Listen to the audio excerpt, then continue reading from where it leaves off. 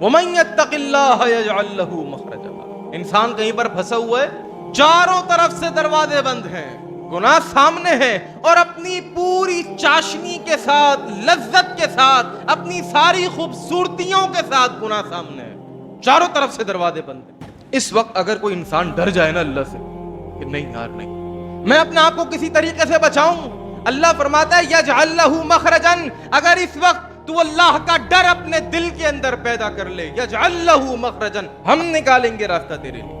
انسان پریشان ہوتا ہے، شام کو دکان بند کر کے چلا گیا، بڑا پریشان، بڑا لا امید کہ یار کوئی آرڈر نہیں آیا آج، اور اچانک سے کوئی واٹس ایپ آ جائے یا اچانک سے کوئی فون آ جائے، یار ذرا کل اتنا مال آپ پہنچا دیجیے گا۔ ہوتا ہے کہ نہیں ہوتا ایسا؟ پریکٹیکل لائف کے اندر ہوتا ہے، یار ذرا کل آپ نے اتنا مال پہنچانا ہے، انسان اندر سے خوش ہوتا ہے۔ یہ کیا ہے؟ وَيَرْزُقْهُ مِنْ حَيْثُ لَا يَحْتَسِبْ۔ ایک صاحب ہیں، مجھے انہوں نے بلایا اپنی دکان کے اوپر کہ جی الحمدللہ سب کچھ ہے، لیکن پتہ نہیں ایسا لگتا ہے کہ پہیا جام ہوا ہے۔ میں گیا، میں نے جا کے دم کیا، آپ یقین جانے میں اپنے گھر پر واپس آیا، پیچھے سے ان کا فون آیا، میں سمجھا پتہ نہیں اللہ خیر کرے کیا ہو گیا۔ اچانک کہنے لگے مفتی صاحب 3 مہینے سے جو آرڈر رکا ہوا تھا ان کا ابھی آپ کے جانے کے بعد فون آیا ہے اور مسئلہ حل ہو گیا، اللہ نے وہاں سے دے دیا جہاں سے میں نے سوچا بھی نہیں تھا۔ وَيَرْزُقْهُ مِنْ حَيْثُ لَا يَحْتَسِبْ۔